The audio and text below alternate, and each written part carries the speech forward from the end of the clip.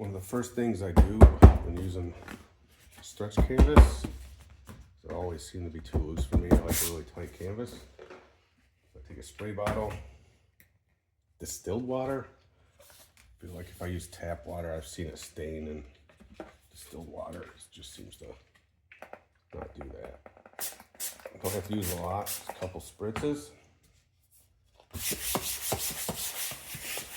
Even it out there, and it's almost instant.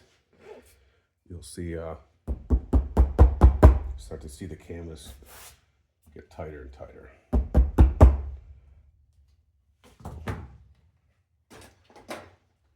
That's always my first step, is to make sure I get a really tight canvas to work on.